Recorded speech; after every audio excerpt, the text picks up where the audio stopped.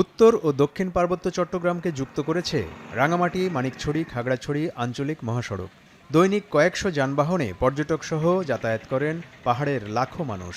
কিন্তু গত ৫ বছর ধরে কুতুকছড়ি সেতুর নির্মাণ কাজ শেষ না হওয়ায় মারাত্মক দুর্ভোগ পোহাচ্ছেন ব্যবহারকারীরা। ২০২১ সালের ১২ জানুয়ারি পাথর বোঝাই ট্রাকসহ পুরনো বেইলি সেতুটি ভেঙে পড়ে। জনগুরুত্ব বিবেচনায় ২০২২ সালের ২৪ জুলাই সেখানে গার্ডার সেতু নির্মাণের উদ্যোগ নেয় রাঙামাটি সড়ক ও জনপথ বিভাগ। ৮১.৩১৫ মিটার দীর্ঘ এই সেতুর নির্মাণের ব্যয় ধরা হয় ১৪,২৯,০০,০০০ টাকা। যৌথভাবে কাজ শুরু করে ঠিকাদারি প্রতিষ্ঠান সর্দার এন্টারপ্রাইজ ও রাঙামাটি ট্রেডার্স। তবে ২ দফা সময় বাড়িয়ে কাজ সম্পন্ন হয়েছে মাত্র ৩২%।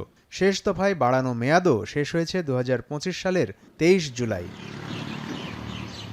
নির্মাণ কাজের স্থবিরতায় খানাখন্দে ভরা বিকল্প সড়ক ও ঝুঁকিপূর্ণ সেতুতে প্রায়ই ঘটছে দুর্ঘটনা। এতে স্বাভাবিক যাতায়াত, মৌসুমি ফল, বিভিন্ন ফসলসহ পণ্য পরিবহনে মারাত্মক দুর্ভোগ পোহাতে হচ্ছে। না হওয়ার কারণে আমাদের যাতায়াতের জন্য অনেক অসুবিধা হচ্ছে। আজকে ৪ বছর ধরে আমাদের কোনো উন্নতি নাই এই ব্রিজের কারণে। মানুষজন সকলেই যাতায়াত করে, আসলে অনেক জনদুর্ভোগ এই কাজটার জন্য। গাড়ি আসতে অসুবিধা, মালামাল নিয়ে আসতে অসুবিধা, যারা এখানে যাত্রী আসে, যারা হাট বাজারে আসে, তাদের অনেক অসুবিধার সম্মুখীন হতে হচ্ছে এখন। এদিকে নির্দিষ্ট সময়ের মধ্যে কাজ শেষ না করায় ঠিকাদারি প্রতিষ্ঠানের বিরুদ্ধে চুক্তি বাতিল সহ অর্থ জরিমানা করা হয়েছে। নতুন করে টেন্ডার প্রক্রিয়া অনুমোদন হলে সেতু নির্মাণের কাজ শুরুর কথা জানালেন এই কর্মকর্তা।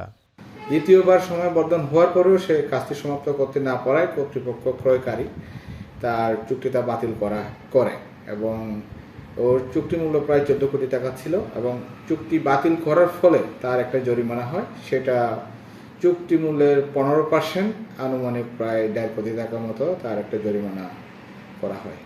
পাহাড়ের যোগাযোগ, কৃষি বাণিজ্য ও পর্যটনের গতি বাড়াতে অগ্রাধিকার ভিত্তিতে সেতুটির নির্মাণ কাজ দ্রুত শেষ করার দাবি স্থানীয়দের।